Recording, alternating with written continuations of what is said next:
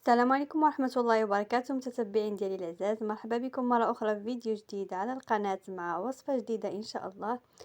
اليوم غادي نقدم لكم كراطان بالبطاطس والصدر ديال الدجاج، كيجي لذيذ ورائع.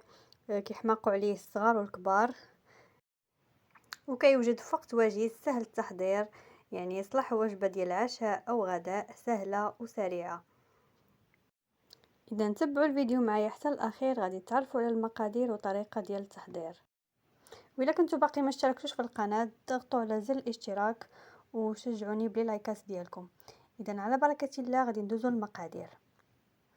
هنايا عندي تقريبا كيلو ديال البطاطا، قطعتها وغسلتها ونقيتها وقطعتها دوائر. عندي تقريبا تما 400 غرام ديال صدر الدجاج، عندي جوج بصلات شلطتهم، وعندي جوج مطيشات محكوكين. وبطبيعة الحال غادي نديرو العطرية والزيت. بسم الله على بركة الله. درنا البطاطا ديالنا، درناها تسلق، درنا معها مليحه، وغنجيب واحد المقله غادي نديروها فوق النار مهيله، وغادي نضيفو زيت المائده، نخليوها تسخن واحد شويه.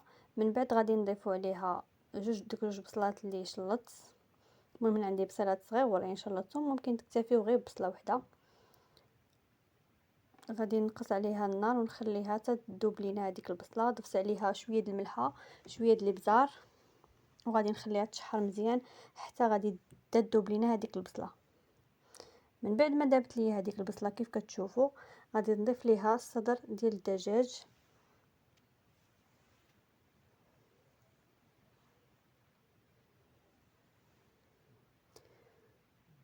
وغادي نزيد ليهم العطريه. غادي نزيد شويه ديال الخرقوم، شويه ديال السكينجبير، شويه ديال التحميره، والقليل من القزبر.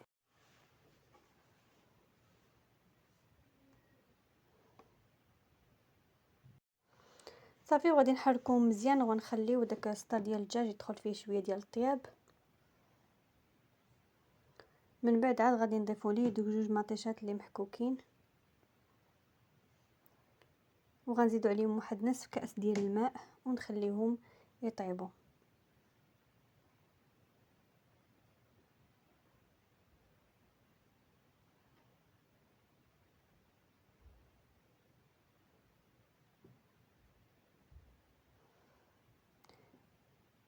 نخليوه يطيب مزيان حتى كتبدا تشرب لينا هذيك لاصوص، وصافي وكنطفيو عليه. من بعد هنايا غادي ندوزو نحضروا البيشاميل. هنايا شعلت نار خليتها مهيله، درت واحد الكاسرونه ضفت فيها واحد جوج معالق ديال الزبده ونخليوها تذوب. من بعد غادي نضيف عليها جوج معالق ديال الدقيق الابيض. مع التحريك ضروري، انا كنضيف وكنحرك. صافي كتبدا تشحر لينا شويه ديك الزبده، صافي كنضيفوا عليها الكاس الاول ديال الحليب. هنايا ضفت كاس كنضيف بشويه بشويه. حنا كنضيفوه في الحليب وتنحركوه. هنايا غادي نبقى نضيف الحليب بشويه بشويه حتى غادي نكمل نسطرو ديال الحليب وانا كنحرك، والخليط ديالي هذاك البشاميل كيبدا كيتقال. هنا ضفت واحد شويه ديال الابزار وشويه ديال الملحه، ضروري باش تنسموا هذاك البشاميل ديالكم باش يجي المذاق ديالو رائع في ديك الكراتان. من بعد غادي نضيف شويه ديال الفرماج محكوك ونحرك كل شيء جيدا.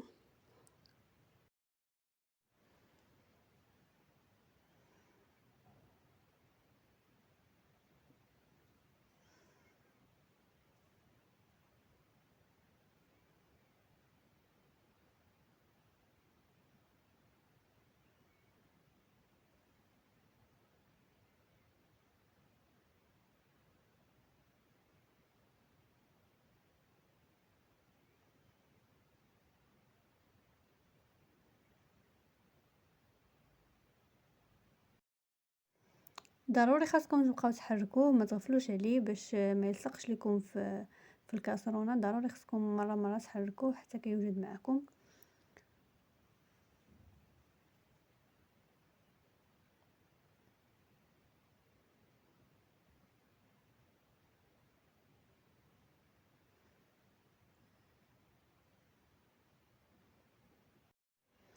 وصافي ها هو البشاميل ديالنا تقال. من بعد ما وجدنا غادي نطفيو عليه وندوزو نجيبو المول ديالنا اللي غادي نديرو فيه الكراتان. غادي نديرو اول حاجه هي شويه ديال لاصوص بيشاميل، غادي نفرشوها في المول.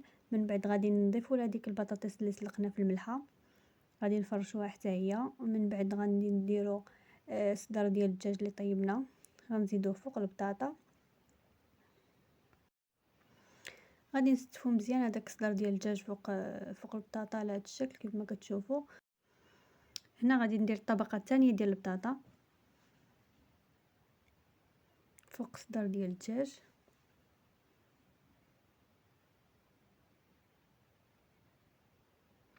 غادي نحاولوا ما امكن نستفوا هذيك البطاطا نقادوها باش يجينا الكراتان ديالنا مستف ومقاد.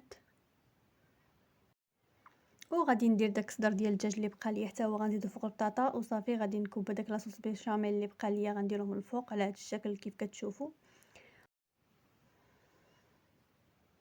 هنايا كنحاول انني ندوز داك البيشاميل على البطاطا كامله باش ما تبقاش ليا شي بلاصه خاويه. صافي هنايا غادي نجيب فرماج محكوك وغادي نديروه من الفوق، كيعطي واحد اللذه رائعه. وغادي ندخلوه للفران، غنشعل ليه العافيه من التحت ومن الفوق ونخليوه حتى غيذوب هذاك الفرماج كامل وغادي تحمر لينا.